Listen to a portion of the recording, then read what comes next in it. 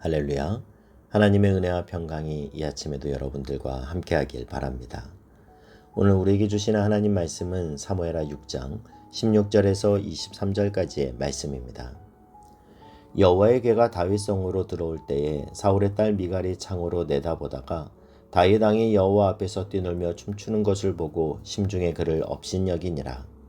여호와의 궤를 메고 들어가서 다윗이 그것을 위하여 친 장막 가운데 그 준비한 자리에 그것을 두매 다윗이 번제와 화목제를 여호와 앞에 드리니라.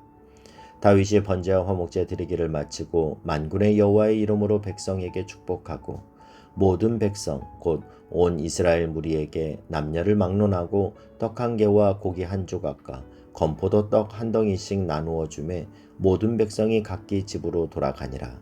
다윗이 자기의 가족에게 축복하러 들어오매 사울의 딸 미갈이 나와서 다윗을 맞으며 이르되 이스라엘 왕이 오늘 어떻게 영화로우신지 방탕한 자가 염치 없이 자기의 몸을 드러내는 것처럼 오늘 그의 신복의 계집종의 눈앞에서 몸을 드러내셨도다 하니 다윗이 미갈에게 이르되 이는 여호와 앞에서 한 것이니라.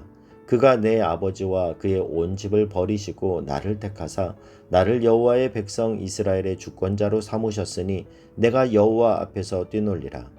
내가 이보다 더 낮아져서 스스로 천하게 보일지라도 내가 말한 바 계집종에게는 내가 높임을 받으리라 한지라. 그러므로 사울의 딸 미갈이 죽는 날까지 그에게 자식이 없으니라. 아멘. 드디어 하나님의 임재를 상징하는 여호와의 법궤가 예루살렘 성으로 들어왔습니다. 그런데 다윗의 아내인 사울의 딸 미갈은 다윗이 법궤 앞에서 춤추는 것을 좋지 않게 보며 다윗을 공격합니다. 16절 말씀을 보면요. 여호와의 궤가 다윗성으로 들어올 때에 사울의 딸 미갈이 창으로 내다보다가 다윗 왕이 여호와 앞에서 뛰놀며 춤추는 것을 보고 심중에 그를 업신여기니라. 미갈은 여호와의 궤가 성으로 들어오고 있는데도 맞으러 나가지 않고 창으로 구경했다라는 거예요. 그러다가 다윗이 얼마나 감격하며 하나님의 은혜 가운데서 흥분되어 있는지 그 중심은 알지 못하고 다만 그의 행동만 보게 된 것이죠. 다윗이 춤을 추는데 배 에봇을 입었다라는 말은 당시 유대인들은 속옷을 입지 않았기 때문에 다윗이 춤을 출 때 그 춤을 출 때마다 속이 다 드러났던 것 같습니다. 하지만 그곳에 있는 사람들은 모두 다 하나님의 은혜 안에 흥분되어 있었기 때문에 다윗의 옷이 펄럭이는 줄도 잘 몰랐던 거예요. 그러나 멀리서 은혜의 자리에 참여하지 않고 단지 방관자의 입장에서 창을 통해 내다보던 미갈의 눈에는 그것이 다윗의 결점으로 보였던 겁니다. 이처럼 우리는 언제나 은혜의 자리에 있어야 합니다.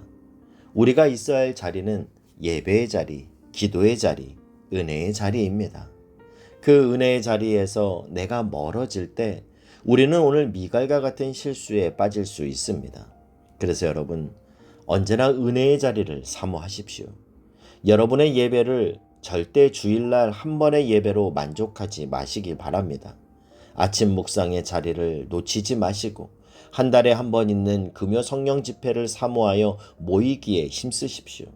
한 달에 한 번이라도 토요일 저녁 전도의 자리에 시간과 마음을 내어 참여하십시오. 그것이 내 영혼을 은혜에 붙들어 놓는 이름을 기억하시고 그럴 때 주께서 우리 가운데 은혜 위에 은혜를 부어 주실 줄 믿습니다. 17절에서 19절 말씀을 보면요. 여호와의 궤를 메고 들어가서 다윗이 그것을 위하여 친 장막 가운데 그 준비한 자리에 그것을 두매 다윗이 번제와 화목제를 여호와 앞에 드리니라. 다윗이 번제와 화목제 드리기를 마치고 만군의 여호와의 이름으로 백성에게 축복하고 모든 백성 곧 온 이스라엘 무리에게 남녀를 막론하고 떡 한 개와 고기 한 조각과 건포도 떡 한 덩이씩 나누어 주매 모든 백성이 각기 집으로 돌아가니라.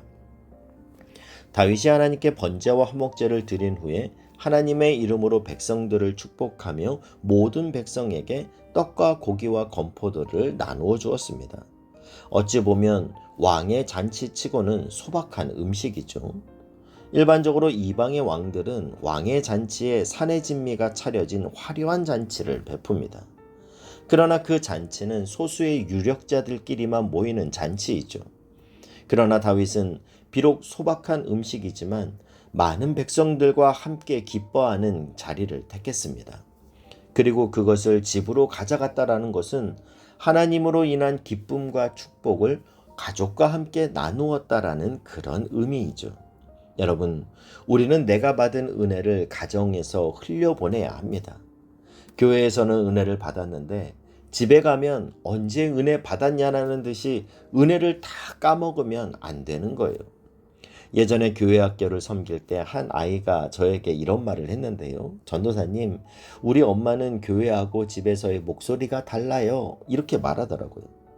그리고 집으로 가서 막 화를 내다가도 교회 집사님에게 전화가 오면 네 집사님 이렇게 전화를 받아요. 이렇게 말하는 겁니다. 그래서 제가 그럼 화난다고 집사님에게 전화 왔는데 왜요 집사님? 이래야 되겠냐? 그렇게 제가 말을 했는데요. 그렇게 말은 했지만 한편으로는 아이들이 부모가 어떻게 신앙생활 하는지 다 보고 있구나. 그리고 그걸 닮아가는구나 생각했습니다. 문제가 찾아올 때 우리 아빠 엄마가 어떻게 기도로 하나님을 신뢰하며 풀어가는지, 집에만 오면 이 사람 저 사람 흉보는 소리만 하고 있는지 아이들은 보고 있다라는 거예요. 여러분, 우리의 모습이 아이들에게 그대로 답습됩니다. 바라기는 언제나 은혜의 자리를 사모하시고 그 은혜를 먼저는 여러분의 가정 가운데 흘려보내어 나의 신실한 믿음을 그대로 담는 여러분의 자녀들이 될 수 있기를 주님의 이름으로 축복합니다. 20절 말씀을 보면요. 다윗이 자기의 가족에게 축복하러 들어오매 사울의 딸 미갈이 나와서 다윗을 맞으며 이르되 이스라엘 왕이 오늘 어떻게나 영화로우신지 방탕한 자가 염치 없이 자기의 몸을 드러내는 것처럼 오늘 그의 신복의 계집종의 눈앞에서 몸을 드러내셨도다 하니, 여기서 미갈이 다윗에게 말한 방탕한 자라는 말은 이스라엘 사람들에게는 욕으로 통하는 말입니다. 아내가 남편에게 욕을 한 거예요. 미갈은 다윗에게 있는 좋은 점은 하나도 말하지 않고 오직 그의 치부가 드러난 것만 가지고 비난했습니다. 미갈의 이 말은 충만한 은혜를 받고 온 다윗을 분노하게 했습니다. 미갈은 사울의 딸로서 아버지를 닮아 하나님의 기름 부음 받은 자를 시기하고 참소하는 마음이 있었던 거예요. 사울이 다윗을 어떻게 대했는지 미갈은 보아왔고 그대로 답습했습니다. 여러분, 정말 무서운 일이죠. 그래서 다윗은 미갈의 그 참소를 정면으로 물리칩니다. 21절 22절을 보면요. 다윗이 미갈에게 이르되 이는 여호와 앞에서 한 것이니라. 그가 내 아버지와 그의 온 집을 버리시고 나를 택하사 나를 여호와의 백성 이스라엘의 주권자로 삼으셨으니 내가 여호와 앞에서 뛰놀리라. 내가 이보다 더 낮아져서 스스로 천하게 보일지라도 내가 말한 바 계집종에게는 내가 높임을 받으리라 한지라.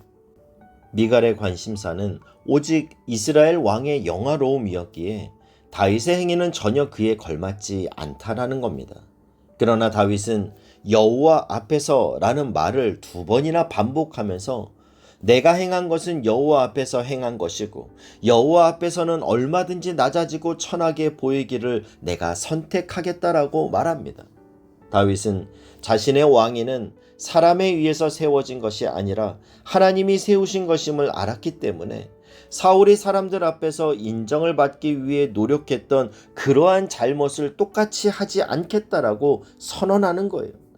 이 사건으로 다윗은 다시는 미갈을 찾지 않았고 미갈은 죽을 때까지 자식이 없었습니다. 이처럼 사람의 인정만을 바라며 스스로 영광을 취하려고 하는 사람은 결국 모든 것을 빼앗기게 됩니다.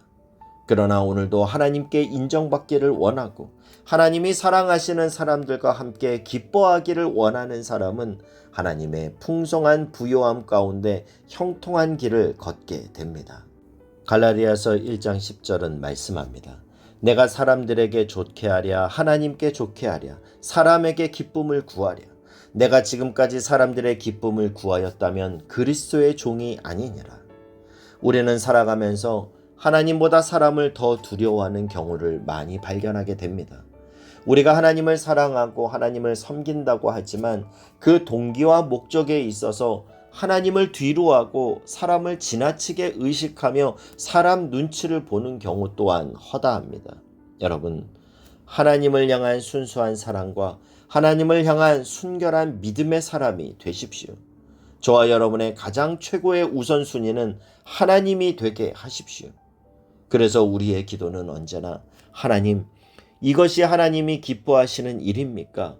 이 기도가 저와 여러분의 습관처럼 입술에 담겨 있는 기도가 될 수 있기를 바랍니다. 어떤 선택의 문제 앞에 섰을 때 반드시 이 질문으로 하나님 앞에 서시길 바랍니다. 하나님, 이것이 하나님이 기뻐하시는 일입니까? 하나님이 기뻐하시는 일이라면 모든 사람이 아니라고 해도 하겠습니다. 하나님이 기뻐하지 않는 일이라고 한다면 모든 사람이 맞다고 해도 하지 않겠습니다. 나에게 이것이 하나님이 기뻐하시는 일인지 아닌지 분별하게 하여 주시옵소서. 다윗처럼 어린아이와 같은 순수한 신앙으로 오늘 하루도 하나님을 기쁘시게 하는 저와 여러분이 될 수 있길 주님의 이름으로 축복합니다. 기도하겠습니다. 사랑하는 하나님, 다윗처럼 하나님 앞에서 춤추기를 원합니다.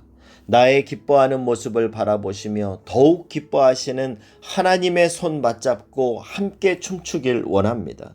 그 안에서 영혼의 기쁨과 치유와 회복의 기쁨을 누리게 하여 주시옵소서. 예수님의 이름으로 기도하옵나이다. 아멘.